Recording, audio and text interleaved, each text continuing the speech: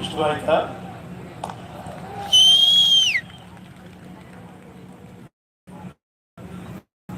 ಇವರು ಕರ್ನಾಟಕ ಸರ್ಕಾರ ಆದೇಶ ಹೊರಡಿಸಿದೆ. ಯಾವುದೇ ಶಾಲಾ ಯಾವುದೇ ಸಾರ್ವತ್ರಿಕ ಕಾರ್ಯಕ್ರಮದಲ್ಲಿ ಯಾವುದೇ ಹಬ್ಬ ಹರಿದಿನಗಳಲ್ಲಿ ಮುಖ್ಯವಾಗಿ ಸಂವಿಧಾನದ ಪೀಠಿಕೆಯನ್ನ ಹಾಡಿ ಅನ್ನುವ ಆದೇಶವನ್ನು ಹೊರಡಿಸಿದೆ. ಇದು ನಮಗೆ ನಮ್ಮ ಪ್ರೀತಿಯ ಮುಖ್ಯಮಂತ್ರಿಗಳ ಅಂತಃಕರಣದಿಂದ ಬಂದ ಆದೇಶವಾಗಿದೆ.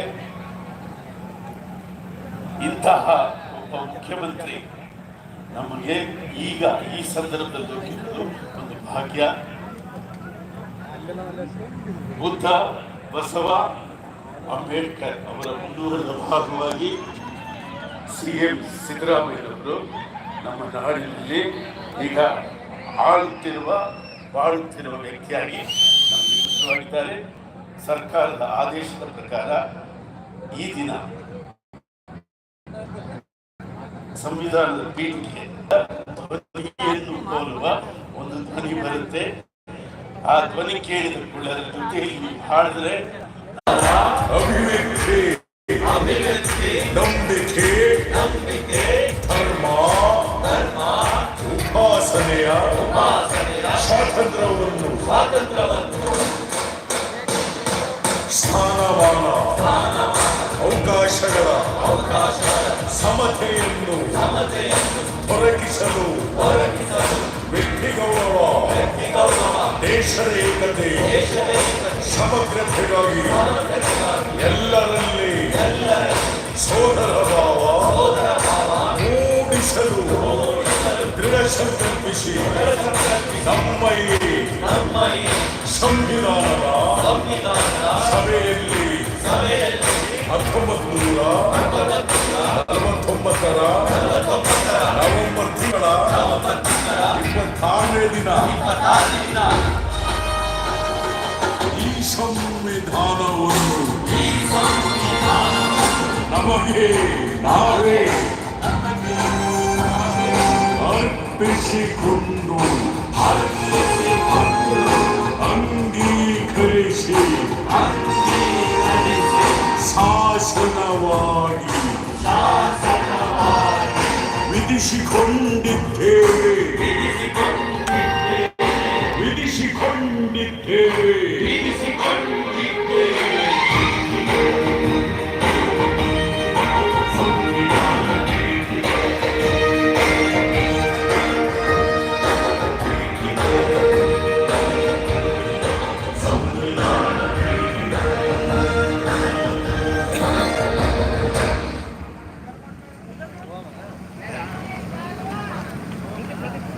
ಬಹಳ ನಿಶ್ಶಬ್ದ ವಾತಾವರಣದಲ್ಲಿ ಸುತ್ತಲೂ ಬೆಟ್ಟಗಳ ಈ ಕಾಂಪೌಂಡಿನಲ್ಲಿ ತುಂಬಿದ ಹೃದಯದ ಈ ಸಭಾಂಗಣದಲ್ಲಿ ನಮಗೆ ಬಡವರಿಗೆ, ಶೋಷಿತರಿಗೆ, ನೊಂದವರಿಗೆ ಎಷ್ಟೋ ನೆರವು ಮಾಡಿದ ಈ ಸಂವಿಧಾನದ ಪೀಠಿಕೆಯನ್ನು ಇಲ್ಲಿ ಹಾಡಿದ್ದು ಬಹಳ ಸಮಂಜಸವಾಗಿತ್ತು, ಸಮರ್ಥನೀಯವಾಗಿತ್ತು.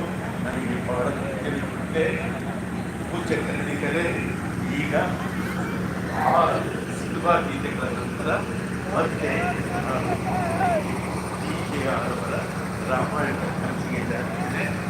ಈಗ ನಿಮ್ಮ ಮುಂದೆ ಆ ಚಿತ್ರಗೀತೆಗಳು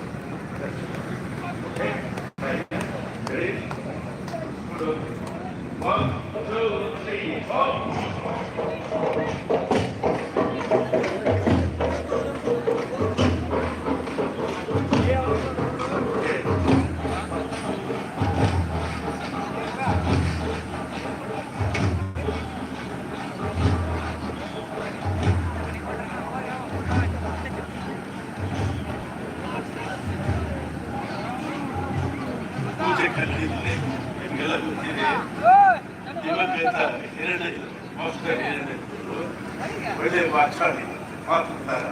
ಅವರ ಆಡಳಿತದಲ್ಲಿ ಅವರು ತಮ್ಮ ಸ್ನೇಹಿತರ ಜೊತೆ ಗೋಡ ಸಲಹೆ ಕಬಾಯಿಲ್ ಕೊಡಲಿಲ್ಲ